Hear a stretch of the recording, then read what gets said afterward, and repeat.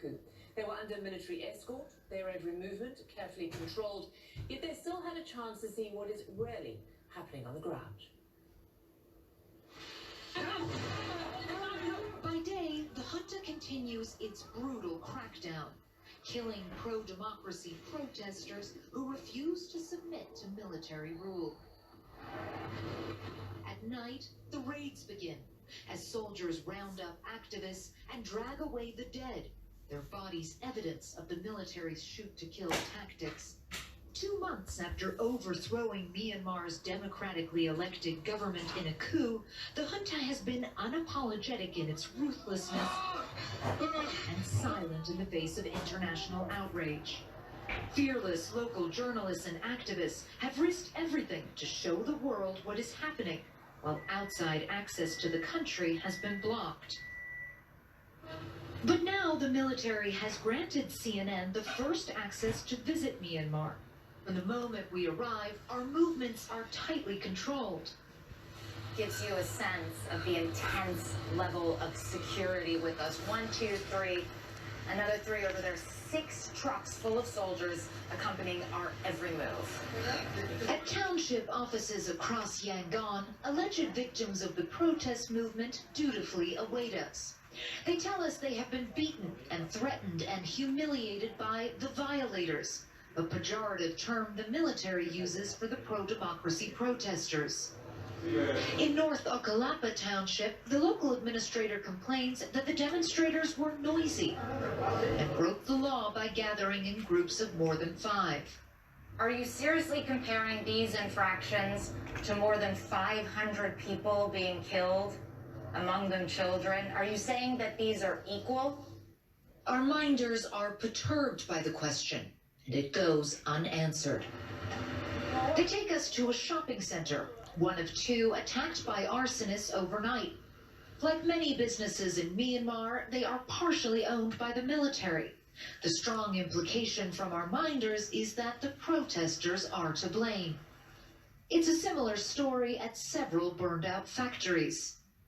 This is the 3rd factory that the military wanted to show us. They say it's clear proof that the protesters are violent, that they have been setting fire to businesses like this. But the protesters say they had nothing to do with it at all. And the factory owners who we've spoken to say they simply don't know who's responsible.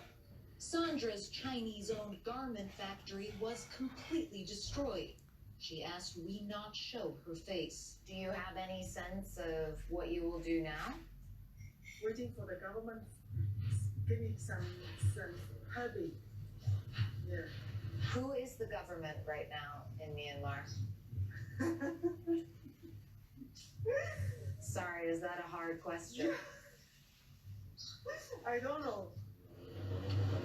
Every moment of our visit is carefully choreographed. When protesters begin posting about our movements on social media, the military cuts off Wi-Fi across the country. Still, from the window of our convoy, we catch glimpses of reality. Some people from the balcony just flashed 3 fingers at me. That's the Hunger Games salute, which has become emblematic of this uprising. I'm speaking very quietly because I don't want our minders to know what they just did, because honestly, it could be a very dangerous situation for them. We pass a small protest, rejecting Myanmar's return to more than half a century of repressive military rule. Their banner calls for a spring revolution. Our minders won't let us stop. Finally, after days of pushing, we are allowed to visit a public space, an open market. We avoid approaching anyone, mindful of the fact that we are surrounded by security forces. But within minutes, one brave man flashes the 3-finger salute. I saw that you made a sign. Tell me what you mean by making that sign. No, we don't. You just stand back. Justice. We want justice. You want justice? Yes. Moments later, another man approaches. Not scared. Not scared. Not weapon. We don't have enough weapon. Not scared. But every day, fighting. Every day. Just like that. The banging As word of our presence spreads, we hear an unmistakable sound. Banging pots and pans is a tradition to get rid of evil spirits. But it has become the signature sound of resistance. This young teacher says she ran to talk to us when she heard the noise. You want democracy? We want democracy. We don't want military coup. You know we're surrounded by military. Like this guy. I don't. I'm not afraid at all. If we are afraid, we people around here will not hit the bands and the pen.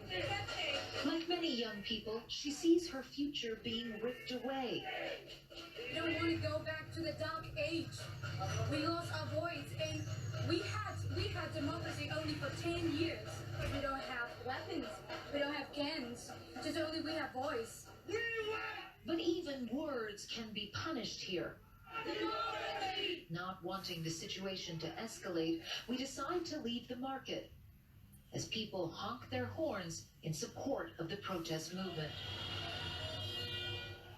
The junta has grossly underestimated the determination of its people and the growing hatred for the military. In the capital, Naypyidaw, we finally have the opportunity to confront Myanmar's senior military leadership. I will tell you the reason why we have to crack down. The protests were peaceful from February 1st to the 8th. The reason for the crackdown was because they blocked civil servants. The security forces are giving warnings. Firstly, shouting to break the crowds and then shooting in the air.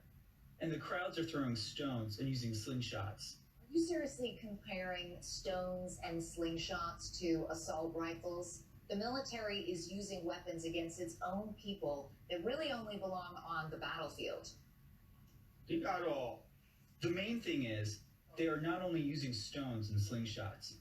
We have evidence they use gasoline and Molotov cocktails. You have to add those too. For the security forces, they use crackdown weapons for riots. There will be deaths when they are cracking down the riots, but we are not shooting without discipline, with the rifles we use for the front lines. So this is CCTV footage of 17-year-old Kwame La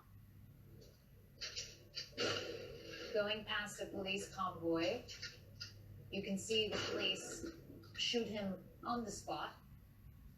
His autopsy later said that he suffered brain injury as a result of a cycling accident, which I think we can all see that's not a cycling accident. How do you explain this? If that kind of thing has occurred, we will have investigations for it. We will investigate it if it's true or not. There may be some videos which look suspicious, but for our forces, we don't have any intention to shoot at innocent people. So 14-year-old Tun Tun Ong, who was killed by your forces, what do you say to his mother? You say that he was a violent protester? Or what would you say to the father of 13-year-old Tun Mat Win, also shot dead by your forces? We have heard about the deaths of the children too. There is no reason we will shoot children. This is only the terrorists that are trying to make us look bad. But the lies are paper thin. According to the UN, as of March 31st, at least 44 children have been killed. Back in Yangon, our minders take us to another market in a military area, keen to show they have popular support. But the ploy backfires. I understand.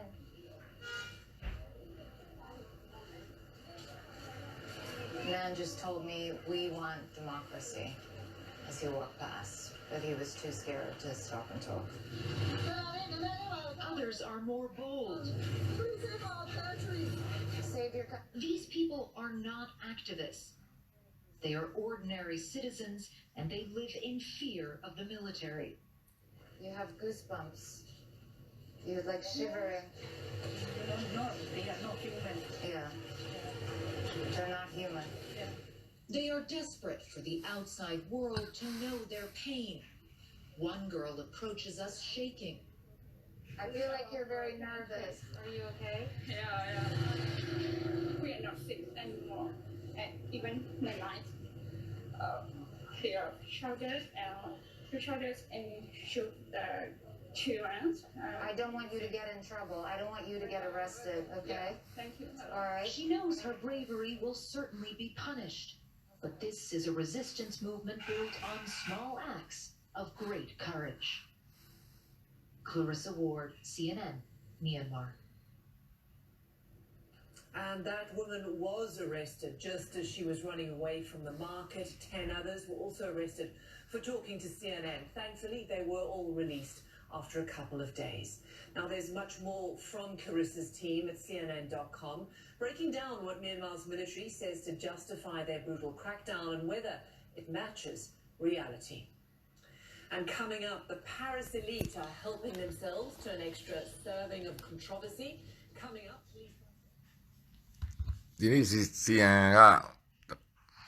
စပြီးပြသွားတဲ့သတင်းကောင်းစဉ်ကပဲခူးဖြစ်စဉ်မှာလူရောက်80အသက်ခံရတယ်ဆိုပြီးအဲ့ဒါနဲ့စပြတာပါကျွန်တော်အဲ့ဒါကိုရိုက်ဖို့လုပ်လိုက်တာကျွန်တော်ဒီမှာချိန်လိုက်တာနဲ့မှမိလိုက်တာပါဒီနေ့သတင်းကောင်းစဉ်ကမြန်မာနိုင်ငံသတင်းကို update ထပ်ပေးတာပါအဓိကသူ update ပေးတာကတော့ပဲခူးဖြစ်စဉ်ကိုပြောတာပါပဲခူးဖြစ်စဉ်မှာအဓိကပဲခူးဖြစ်စဉ်မှာလူရောက်80အသက်ခံရတယ်ဆိုပြီးတော့အဲ့ဒီကဗီဒီယိုကလစ်3-4ခုကိုပြပါတယ်ပြပြီးမှသူသတင်းကောင်းစဉ်ပြောပြီးမှစောစောတော့ကကျွန်တော်တို့ရန်ကုန်လာတော့သတင်းတောက်နဲ့သတင်းကိုဆက်ပြတာပါဆိုလိုချင်တဲ့သဘောဒီ CN ကသူ့သတင်းတွေကို update ပေးနေတာပါပဲခူးဖြစ်စဉ်သတင်းဒီတော်တော်များများသတင်းတွေမှာပြောနေပါပြီမတက်က independent သတင်း UK နိုင်ငံ independent သတင်းစာမှာလည်းပါပါတယ်ကျွန်တော်လည်း share ထားပါတယ် UK နိုင်ငံ independent သတင်းစာမှာပြောထားတာကအခုလိုပဲလူ80သေးတယ်ပေါ့အဓိကကတော့ AAAP ကထုတ်ပြန်ထားတော့သတင်းများအရလူရောက်အနည်းဆုံး80သေးတယ်ဆိုတဲ့အကြောင်းအဲ့မှာပဲခူးမှာ witness တယောက်ပေါ့နော်မြန်မာနောင်းကလည်းတင်ထားတယ်ဆိုတဲ့အကြောင်းပြီးတော့အဲ့ဒီမှာပဲခူးမှာမျက်မြင်သက်သေတယောက်ရဲ့ပြောစကားကိုလည်းသူထည့်ပြီးတော့ရေးထားပါတယ်ပဲခူးမှာလူတွေအမြောက်များသေးတယ်အနည်းဆုံး80ပေါ့နော်ပြီးတော့လမ်းပေါ်မှာတွေ့သမျှလူတွေကိုပြစ်နေတယ်သူကအင်္ဂလိပ်လိုဘယ်လိုသုံးထားလဲဆိုတော့အရိပ်မြင်ရင်တော့အဲ့ဒီအရိပ်ကိုပြစ်တယ်ဆိုပြီးပြောထားပါတယ်ရေးထားပါတယ်အဲ့တော့သက်ဆိုင်ရာတွေကကိုယ့်လူမျိုးကိုပြီးတော့ genocide လူမျိုးတုံးတတ်နေပါတယ်ဆိုပြီးတော့အဲ့လူကပြောပါတယ်ဆိုပြီးတော့ independent သတင်းစာမှာရေးထားပါတယ်ပြီးတော့နောက်သတင်းစာတစ်စောင်မှာကြတော့ massacre ပေါ့နော်လူတွေအစုလိုက်အပြုံလိုက်တရက်ထဲမှာသေဆုံးပါတယ်ဆိုပြီးတော့လည်းရေးထားပါတယ်ပြောချင်တာကကျွန်တော်တို့ရဲ့အရေးခင်းသည် gain level နဲ့ပြောရင်နောက် gain level တစ်ခုထပ်တက်သွားပါတယ် massacre လူအမြောက်များသေခြင်း genocide လူမျိုးတုံးတတ်ခြင်းဆိုတဲ့စကားလုံးများကိုသတင်းစာအထူးသဖြင့် independent သတင်းစာနဲ့နောက်သတင်းစာတစ်စောင်မှာစတင်ပြီးရေးသားနေပါပြီဒါကြောင့်ကျွန်တော်လဲ CN မှာသတင်းလာမလားဆိုပြီးဖွင့်လိုက်တဲ့အချိန်မှာကျွန်တော်လဲဖွင့်လာတဲ့ CN မှာသတင်းကောင်းစင်နဲ့ပဲခူးဖြစ်စဉ်အစားပြောတာပါအဲ့ဒါကျွန်တော်ဗီဒီယိုကင်မရာကိုချိန်လိုက်တဲ့အချိန်မှာမမိလိုက်တာပါပြောချင်တာက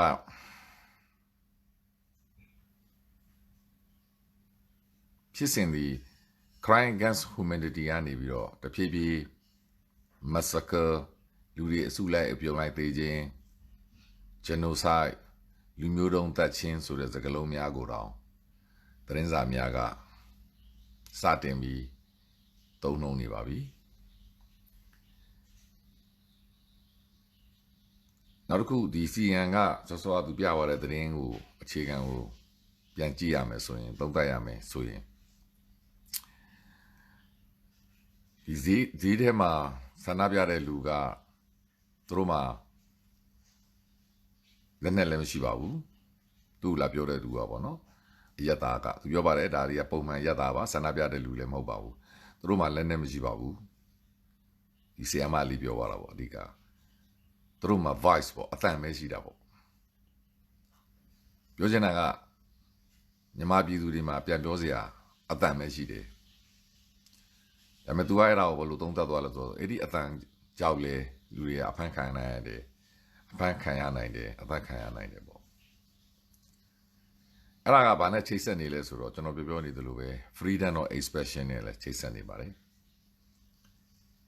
လူသားတွေရဲ့အခြေခံဖြစ်တဲ့လွတ်လပ်စွာပြောဆိုခွင့်လွတ်လပ်စွာဖော်ထုတ်ခွင့်အဲ့ဒါနဲ့ချိတ်ဆက်နေပါတယ်ပြီးတော့ကလေးငယ်များနဲ့ပတ်သက်ပြီးသူပြောပါတယ်ကလေးငယ်များအသက်ခံရတာအဲ့ဒါလည်းနိုင်ငံတကာစံချိန်စံညွှန်းဖြစ်တဲ့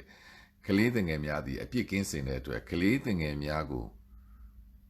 ထိမ့်သိမ်းဆောက်ရှောက်ကာကွယ်ရမယ်ဆိုတော့နိုင်ငံတကာစံချိန်စံညွှန်းနဲ့ရှင်းပြီးတော့သူပြောသွားတာပါနောက်တစ်ခုလူတွေကအကုန်ကြောက်ရွံ့နေတယ်အကုန်လုံးထိတ်လန့်နေကြရတယ်ဒါတော့သူနဲ့ပါလာတဲ့လုံခြုံရေးတွေရှိရတာနဲ့တော့လူတွေကသူတို့ရတယ်လို့ရရင်ရတယ်လို့အခွင့်အရေးနဲ့လက်သုံးချောင်းထောင်ပြတယ်ဝီဝမ်ဒီမိုကရေစီလို့ပြောတယ်သူတို့ငါတို့ပြစ်နေတယ်ညဘက်တွေမှာပြစ်နေတယ်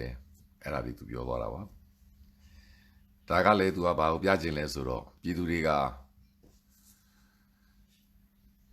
မချင်တော့ဘူးပြည်သူတွေဆန္ဒတွေဖော်ထုတ်ချင်တယ်ဒါပေမဲ့ပြည်သူတွေကအကြောက်တရားနေနေနေရတယ်ဒါကလည်းပြည်သူတွေမှာအင်အားမဲ့နေတယ်ဆိုတာကိုသူပြောသွားပါတယ်အဲ့ဒါကိုလည်းသူကဘာနဲ့ချိန်ထိုးပြီးပြောသွားလဲဆိုရင်အလုံးအမတန်ကောင်းပါတယ်သူပြောတဲ့နောက်စကားတစ်ခုကဆန္ဒပြတဲ့သူတွေကနှိပ်စက်လို့ဆန္ဒပြတဲ့လူတွေကရိုက်လို့ဆန္ဒပြတဲ့လူတွေကထုထောင်းလို့ဒဏ်ရာရတဲ့လူတွေအုပ်စုကိုသူအင်တာဗျူးလုပ်ခွင့်ရပါတယ်အဲ့ဒီလူတွေအဲ့ဒီရဲရရှိတွေပေါ့နော်အဲ့ဒီဆန္ဒပြတဲ့လူတွေကပဲပြန်လို့ခံရတဲ့လူတွေ victim လို့ခေါ်တာပေါ့နော်သူပဲခံရတဲ့လူတွေကိုသူ့ကိုပြောတဲ့ချိန်မှာသူပြန်ပြောသွားပါတယ်အလွန်အမတန်ကောင်းသောစကားလုံးနဲ့သူချီပါသွားတာပါဟုတ်ပြီမင်းတို့ပြောတာတွေအားလုံးလက်ခံပြီးမင်းတို့ကတော့မင်းတို့ကိုဂဲနဲ့ပြစ်တယ်မင်းတို့ပြန်လှုပ်တယ်မင်းတို့ဒီမှာနှစ်ဖူးကွဲသွားတယ်တရားဝင်လည်းနှစ်ဖူးကွဲတာပြရတယ်လीလူ900သေးတာနဲ့မင်းတို့ပြောတာနဲ့ equal လို့ဖြစ်ရလားညီမျှရလားမင်းတို့ပြောတာကမင်းတို့ကထိတယ်ကွဲတယ်မင်းတို့တရားမှမသိဘူးမသိလို့ပဲငါရှိမှလာပြီးတော့မင်းတို့ဗီဒီယိုကင်မရာရှိမှလာပြောနေတယ်ဒါပေမဲ့လူ900သေးသွားပြီအဲ့ဒီမှာဒုတိယရဲမှုကြီးတယောက်လည်းပါတယ်သူယူနီဖောင်းနဲ့ပြတာလူ900သေးတာနဲ့မင်းတို့အခုပြောတာနဲ့ညီမျှရလားအင်အားကြီးညီမျှရလားဆိုတဲ့မိကုန်းကိုပြန်ပြီးသွားတာပါအဲ့တော့ဟိုကလူတွေဘာပြန်မပြောနိုင်ပါဘူးပြီးတော့ပြန်ကြားရေးဒုဝန်ကြီးနဲ့ပြောတဲ့ချိန်မှာလဲပြန်ကြားရေးဒုဝန်ကြီးကိုသူကအာသူတို့ဒီဆန္ဒပြတဲ့အချိန်မှာသူတို့ဒီဘယ်သူကမှဥပဒေနဲ့အညီပဲနှိမ်နှင်းတယ်ဆိုပြီးပြောတဲ့အချိန်မှာနောက်လူတွေကခဲနဲ့ပြန်ပြစ်လို့ဘာလို့အဲ့လိုမျိုးသူတို့ကနှိမ်နှင်းရလို့ပြောတဲ့အချိန်မှာဒါဆိုရင်မင်းအဲ့လိုပြောတာဟုတ်ပြီဒါဆိုရင်ဒီပြက်ကွက်ကိုကြည့်ပါဦးတဝဲပြက်ကွက်မှာပြည်သူကတော့သူစိုက်ကားစီးလာစိုက်ကဲစီးလာတယ်မင်းတို့တနက်နဲ့ပြစ်ထည့်လိုက်တယ်အဲ့ဒါကြတော့သူတို့ကခဲနဲ့ပြန်ပြစ်သလားဆိုတော့သူ့ရဲ့မေးခွန်းကိုသူကပြန်ဖြေပြလိုက်တာအဲ့ဒီအချိန်မှာအဲ့ဒီဗီဒီယိုကမဟုတ်ပါဘူးပြန်ဖြေသွားတယ်ပြီးတော့သူကလေးငယ်များနဲ့ပတ်သက်ပြီးမေးတဲ့ခါကျတော့ကလေးငယ်များကလည်းအဲ့လိုသူတို့မလုပ်ပါဘူးဆိုပြီးတော့ပြန်ကြားရေးဒုတိယဝန်ကြီးကပြန်ပြောသွားပါတယ်ပြီးတော့တခါခဲနဲ့ပြစ်တာတွေမဟုတ်ဘူးအဲ့မှာသူကထပ်မိတယ်မင်းတို့အဲ့လိုခဲနဲ့ပြစ်ရတာနဲ့ပြည်သူတွေကခဲနဲ့ပြန်ပြစ်ရတာနဲ့မင်းတို့အလွန်ဖြက်အားပြင်းကြီးတော်လက်နက်များတနက်များစိတ်မိပြင်မှာသုံးတဲ့လက်နက်များနဲ့မင်းတို့ပြန်ပြီးတုတ်ပြန်ရတာအင်အားကြီးမျှရလားလို့သူကထပ်မေးတဲ့ချိန်မှာ ပြန်ကြားရေးတုံးဝင်ကြီးကအဲ့လိုမဟုတ်ပါဘူးသူတို့ခဲနဲ့ပြစ်တာတွေမကဘူးသူတို့မှာဓာတ်စီပလင်မီးရှို့တာတွေနောက်ပြီးတော့မိုလိုတော့လို့ခေါ်တဲ့ဒီမီးရှို့မီးပန်းတနတ်တွေနဲ့ပြန်ပြစ်တာတွေကိုပါသူသူကရိုက်သူရဝင်ကြီးကပြန်ဖြေပါတယ်အေးအနေမှာသူပြန်လာပြီးတဲ့အချိန်မှာမှအခုလိုပကိုးဖြစ်စဉ်ထပ်ဖြစ်တယ်ပကိုးဖြစ်စဉ်မှာမနေ့ကသတင်းများအရာပေါ့နော်သူကမြန်မာနှောင်းတို့ဒီနိုင်ငံရေးအကျဉ်းသားများကူညီဆော့ရှောက်ရေး AAPP ရဲ့သတင်းထုတ်ပြန်ချက်များကိုသူတို့ကကိုးကားပြီး AAP သတင်းရဲ့သတင်းကိုကိုးကားပြီးသူတို့ကပြောတာပါအဲ့မှာပကိုးဖြစ်စဉ်မှာလူ80ကျော်သေးတယ်ဆိုတဲ့အကြောင်းကိုသူက update သတင်းရတဲ့အတွက် update သတင်းကိုတင်ပြပြီးအဲ့ဒီကနေသတင်းစားပြတဲ့အချိန်မှာဆန္ဒပြတဲ့သူတွေကိုနှိမ်နှင်းနေတဲ့ပြက်ကွက်တွေရဲတွေကပြစ်နေတဲ့ပြက်ကွက်တွေကိုပြပြီးမှငကူသူ့ရဲ့သတင်းတင်ပို့မှုကိုသူဆက်ပြသွားတာပါဆိုလိုချင်တာကလူအမြောက်များသိစေခြင်းသည်မဆကဲပါလူတွေအစုလိုက်အပြုံလိုက်တတ်ခြင်းဒီအလွန်အမတန်ကြီးလေးသောရာဇဝမှုကြီးပါအဲ့ဒါကိုသူကပြောချင်တာကကဘာမှာကြည့်နေသော viewer များကိုမြန်မာနိုင်ငံသတင်းကိုသူ update တွေနေ့တိုင်းတင်ပေးနေတယ်အဲ့ဒီ update တွေကမှာကျွန်တော်ပြောသလိုကျမရဲ့ဝန်ထမ်းများကိုထူရိုက်ခြင်းတပ်ဖြတ်ခြင်းကျောင်းများကိုပြစ်ခြင်းဘုံကျဲခြင်းကလေးငယ်များကိုပြစ်တတ်ခြင်းအိမ်မှာလည်းသူပြောပါတယ်ဒီ73နှစ်ကလေးငယ်14နှစ်ကလေးငယ်ဒီကဘာအပြစ်ရှိလို့ပြစ်တာလဲဆိုလို့မိတဲ့အချိန်မှာပြန်ကြားရေးဝန်ကြီးကအဲ့လိုမဟုတ်ပါဘူးပါညာဆိုပြီးတော့သူတို့ကလေးငယ်များကိုမပြစ်ပါဘူးကလေးငယ်များကိုမလုပ်ပါဘူးဆိုပြန်ဖြေတယ်ဘာဖြစ်လို့ဆိုနိုင်ငံတကာမှာကလေးငယ်များကိုကာဝယ်ဆောက်ရှောက်မယ်နိုင်ငံတကာဥပဒေရှိပါတယ်အဲ့ဒီမှာတခါအစုလိုက်ပြုံလိုက်ထပ်ဖြစ်တာဆိုလိုချင်တာက CN သတင်းဌာနဆိုတာသူအမေရိကန်နိုင်ငံခြားရေး policy နဲ့မဆက်ဆက်ဘူးဆိုရင်တော်တောင်သတင်းကိုဘယ်တော့မှမပြပါဘူး CN သတင်းဌာနမှာသတင်းတွေထပ်ခါပြပြီးဆိုရင်အမေရိကန်နိုင်ငံရဲ့နိုင်ငံခြားရေး policy နဲ့ဒါလိုက်ဆက်ဆက်နေတာပါသူအမေရိကန်နိုင်ငံကစိတ်ဝင်စားမယ်ဆိုမှ CN ကဒါမျိုးသတင်းကိုဆက်ဆက်ပြီးပြတာပါဒါကလည်းထူးခြားချက်တစ်ခုပါအဲ့တော့နောက်ဆုံးဖြစ်စဉ်ကိုသုံးသပ်ကြည့်လိုက်ရင်ပဲခူးဖြစ်စဉ်သည်အစုလိုက်ပြုံလိုက်လူသတ်မှုဖြစ်နေပြီ genocide ဖြစ်နေပြီဆိုပြီးစကားလုံးကိုစာသင်သုံးဆွဲနေပါပြီအဲ့တော့သတင်းအနေနဲ့တင်ပြရမယ်ဆိုရင်တော့ CN ကိုကြည့်နေသော viewer တယောက်အနေနဲ့ပြောရမယ်ဆိုရင်တော့ update သတင်းပြောတာပါပြီးတော့ကျွန်တော်တို့ရဲ့လက်သုံးချောင်းထောင်တဲ့ဒီဟန်ကာသင်္ကေတသည်တကဘာလုံးကိုခေတ်စကားနဲ့ပြောရင်တော့ပေါက်သွားပါပြီလူတော်တော်များမြန်မာနိုင်ငံအကြောင်းပြောရင်လက်သုံးချောင်းထောင်ပြနေကြပါပြီမနေ့ကပဲကျွန်တော်အလုပ်မှာလုပ်ငန်းခွင်ကကျွန်တော်တငယ်ချင်းတွေကိုကျွန်တော်လက်သုံးချောင်းထောင်လိုက်တဲ့အချိန်မှာအကုန်လုံးနိုင်ငံသားပါမြန်မာနိုင်ငံသားတယောက်မှမပါပါဘူးအကုန်လုံးကျွန်တော်ကိုလက်သုံးချောင်းပြန်ထောင်ပြပါတယ်ပြောချင်တာက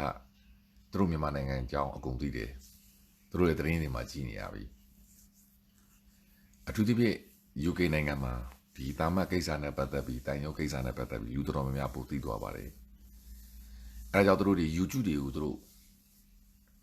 ရှာဖွေပြီးကြည့်တဲ့အခါမှာ CNA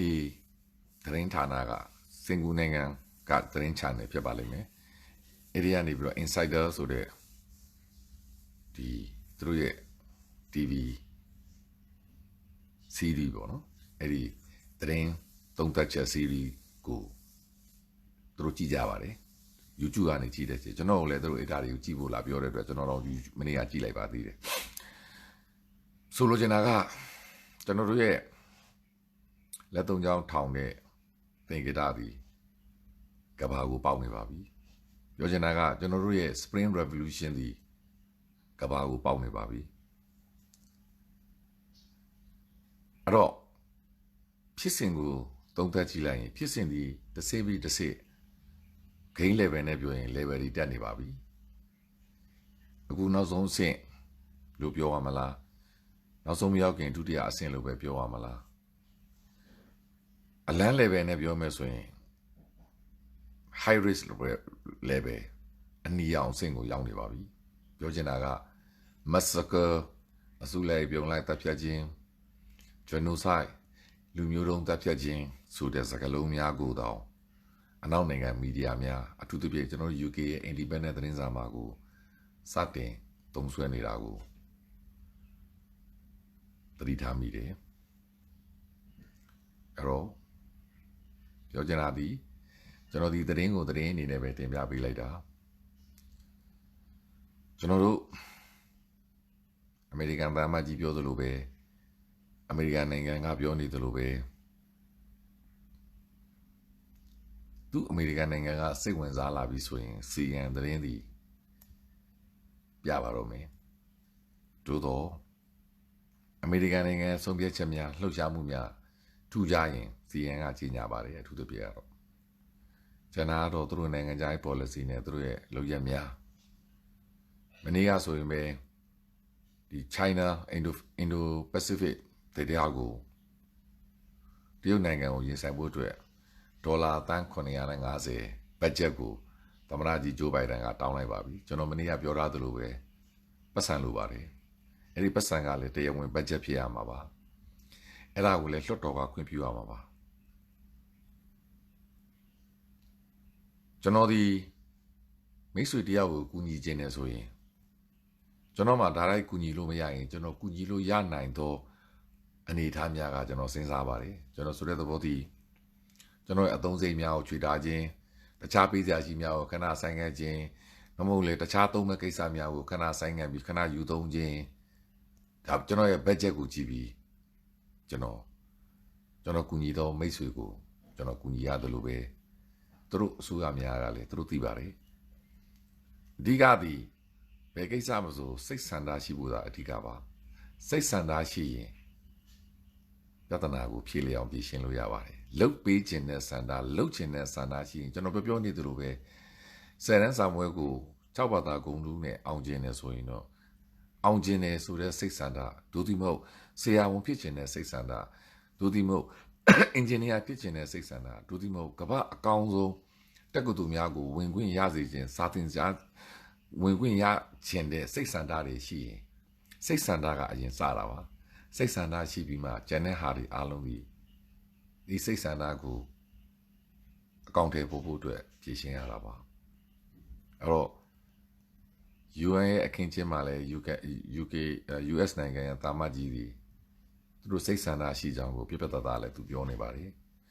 UK အစိုးရကလည်းစိတ်ဆန္ဒရှိကြောင်းသူကိုယ်တိုင်ကမကရာလုပ်ပြီးလုံခြုံရေးကောင်စီမှာမြန်မာအရေးကိုအခုဆိုရင်ဆွေးနွေးနေတာ4ကြိမ်လောက်ရှိပါပြီပြောချင်တာကကျွန်တော်တို့ပြည်သူများကျွန်တော်တို့ရဲ့တစ်ဖက်သက်အင်အားကြီးမမျှတော့ကျွန်တော်တို့ပြည်သူများကျွန်တော်တို့မှာအတန်ပဲရှိတဲ့ voice ပေါ့နော်ဟိုဆရာမလေးပြောသလိုအတန်ပဲရှိတဲ့ပြည်သူများအကူအညီလိုအပ်နေတယ်အင်အားကြီးမျှအောင်ကူညီပေးဖို့လိုအပ်နေတယ်ဆိုတာကို CN ကလည်းတင်ပြသွားသလိုကူညီခြင်းကြတော့အစိုးရများကလည်းကူညီခြင်းဖို့အတွက်သူတို့လှုပ်เสียရှိတာများကိုသူတို့နိုင်ငံရဲ့ policy တွေသူတို့နိုင်ငံရဲ့သွားမဲ့ step by step လမ်းကြောင်းတွေကနေလှုပ်ဆောင်ပေးနေတယ်လို့ကျွန်တော်ကတော့ယုံကြည်တယ်အဲ့တော့အားတင်ထားကြပါကျွန်တော်ပြောသလိုမေတ္တာကမ်ပိန်းနေတယ်မေတ္တာထားကြပါမေတ္တာကမ်ပိန်းတာရှိမယ်ဘလူးပလဲတွေမလုပ်ကြဘူးဆိုရင်တော့ကျွန်တော်တို့လိုချင်သောပန်းနိုင်ကိုရောက်ရမည်ဖြစ်ကြောင်းပြောကြလို့ရင်အရေးတော်ပုံအောင်ရမည်အရေးတော်ပုံအောင်ရမည်အရေးတော်ပုံအောင်ရမည်